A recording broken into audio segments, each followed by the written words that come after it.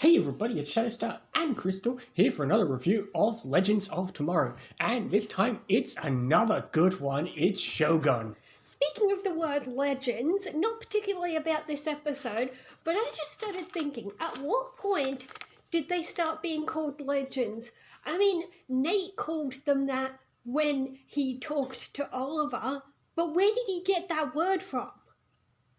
Maybe because to him, that's what they literally were. Legends, myths, stories just barely whispered about in history. And then maybe Nate told them and they kind of thought, yeah, it's kind of cool. Yeah. To be fair, well, that explains where Nate got it from. But that doesn't. And remember, in season 1, Rip would always say, "You're not just heroes, you're legends." Even though he was lying, they clearly liked the name. Yeah. But there you go. Obviously, this episode starts off with Amaya showing up. So yeah, we got Amaya with us. Surprise, she's the new team member. Yeah, so, we didn't mention it last time, but last time there was a deleted scene in the previous episode showing that Amaya was on board. We didn't mention it because canonically we're not supposed to know she's here until this episode. Yeah, besides, but for those wondering, Amaya is actually the grandmother of the Vixen we know. And originally, they were going to have that Vixen be a main character in this season of Legends, but the actress was busy, so they decided to make up a whole new, brand new character, and that's how we have Amaya. So yeah, that worked out for the good, because Amaya is an interesting character, and straight off the bat, she has quite a few good scenes, both with Sarah and Mick throughout this episode, which is great. Yeah, definitely. She got plenty of good scenes. First with Mick, which was fun to see them bantering, and then of course, and their dynamic at the end. And then, of course, with Sarah. Oh, yeah, besties teaming up fighting. There's a lot of great fight scenes. I mean, since Kendra, Sarah didn't have a girlfriend. True. Yeah. Yeah. But yeah, I love when the Legends episodes really get into the time period. Like, sure, we've got powers like steel and the atom suit, but you really feel like it. It helps that Sarah's somebody who can fight with a sword, so it really feels like we're back in the time period. Oh yeah, the costumes are always great. And one thing I love is that usually when we're in the past, the girls are stuck wearing dresses. Or sometimes Sarah just says screw that and refuses and wears pants. This outfit, when her legs are together, it looks like a long skirt. But then when I saw her fighting, I realized it was pants. So that's really cool, because from a distance, people would notice and might think she's wearing a skirt. We're in Japan. Not everything is black and white in history. This isn't European. To be fair, I don't know what typical female attire. What was, I'm trying to think, what was Masako wearing? It looked like some sort of, what's that word? Kimono? Yeah, kimono. Yeah. Well, I don't know, maybe are there pants-like clothing that Japanese people wore in the past that were acceptable for females? I don't know. I don't think so. I don't know either.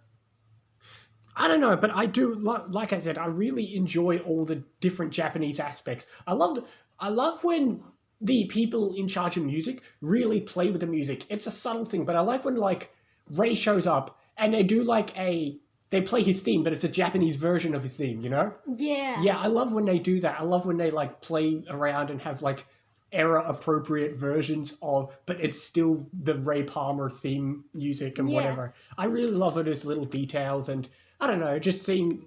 That's the best part, when we go to have all these wide variety of historical places and seeing it, and you really just feel like you're there with the right shots, and although a lot of times it's more homages to movies and films that take place there, it's still fun. Like, you could see they're embracing it, like with Sarah and that final fight scene between one of the Shogun's men. They really embrace this trope of where, like, she fights him and they both stand there and then he falls down. Yeah. That's such a typical Japanese trope, but it's so good. And speaking of the Japanese army, I love how even when they're bad, they still have a sense of honor. Like, when they break in to save Ray, and it turns out it's the Shogun with his suit, he doesn't actually step in. He lets Sarah and his second-in-command fight it out for a bit. He doesn't step in until Amaya fights in, because at that point it's both 2-in-1 and Amaya shows she's got powers, so then he steps in. Yeah, then he realizes it's not a fair fight anyway. I love the fact that he's got some honor and he doesn't fight until he needs to. Yeah. I love that. Even with a suit, he still has his own twisted sense of honor, which is great. because it still, again, feels era appropriate. But yeah, obviously this is also a big.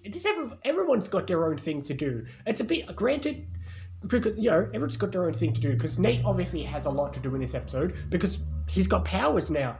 This is the episode that introduces his powers right at the very beginning. He got his powers from the serum last episode, but yeah, we get to see him have his powers. We get to obviously now he's got to figure out how to use his powers. He gets to spend some time alone because although he was in the last episode, this feels more like his first mission, even though he was in the past last episode. Oh yeah, definitely. Yeah, and it was fun to see him when he was alone because unlike the Legends, Nate at least tries better to adapt, mainly because he is the historian. He tries to do things accurately. Yeah.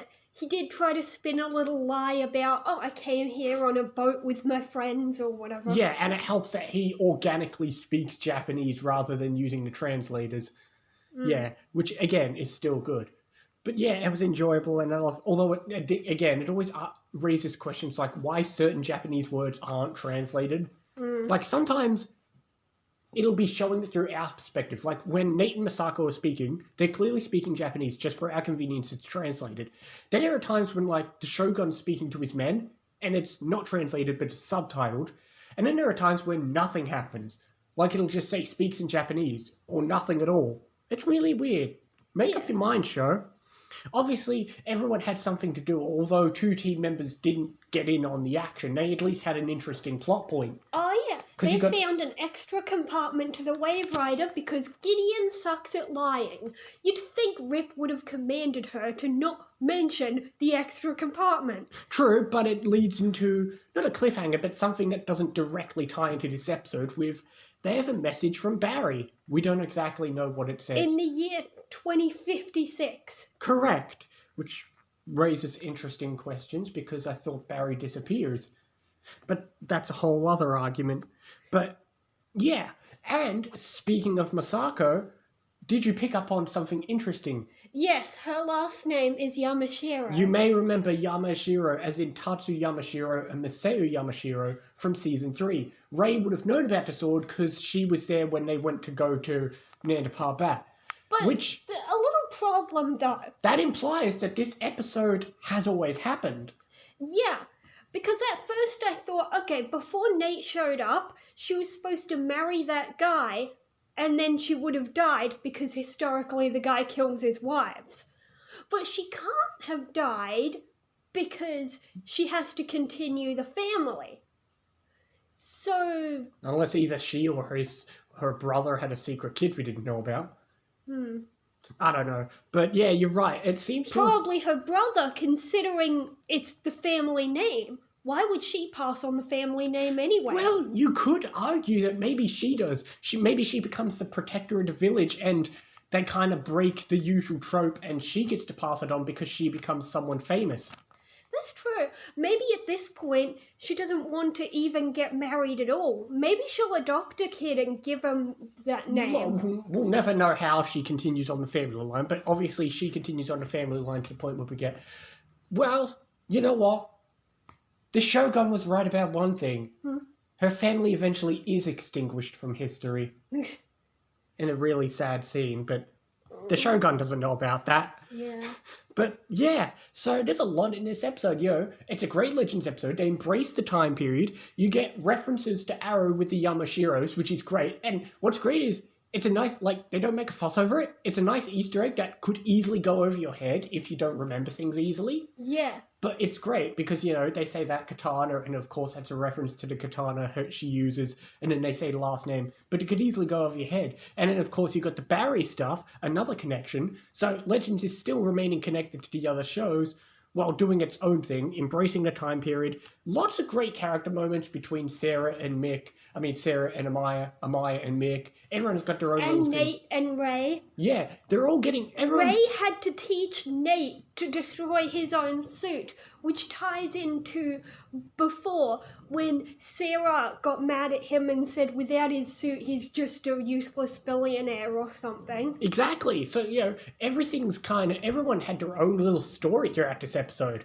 I love when practically every character has their own story because, sometimes it's a Legends episode where sometimes people don't do anything and we focus on others, which I can understand. You've got a big amount of characters, but they managed to really make sure every character got a lot of... Because think about it, it's a big episode for Nate and he's still the new guy, and then you got to throw in Amaya. Like, she breaks into the ship, you think she's going to be a bad guy, and then basically we treat her like a regular character, like, oh, you're just on the mission now, you're a legend, that's it.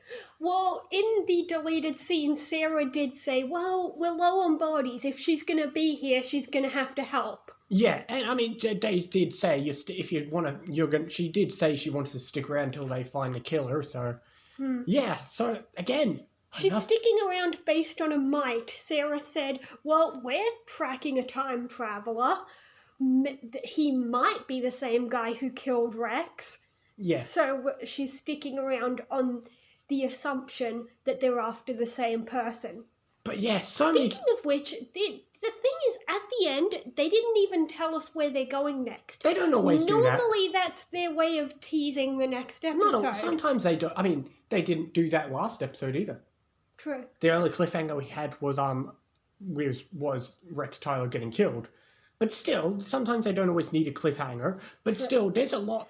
But and I just loved it, not just the fight scenes, but the way the fight scenes are choreographed, where they jump from scene to scene. Like, we jumped straight from, like, Rory fighting people, then you jump to, like, a scene of Sarah and Amaya fighting people, then you cut back to the scene of, like, Ray and Nate fighting people, fighting the Shogun. I love when we cut two different fight scenes all at once. And the girl wasn't completely useless. She even tried to stand up to him. Exactly. I loved all that. But yeah, I'm going to give it another 9. I was just going to go 8, but that's still pretty good. Yeah, what another really good episode. Season 2's off to a huge start. Definitely. What's the next episode? Abominations. Do you remember which one it is? No. Oh, well, you will next episode. I remember it being a good one. I'll remember once I start seeing it. Yeah. But next episode's fun as well, and there's a lot that happens, and I'm loving Season 2. We'll see you next time for more Legends and other things as well. See you next time, guys.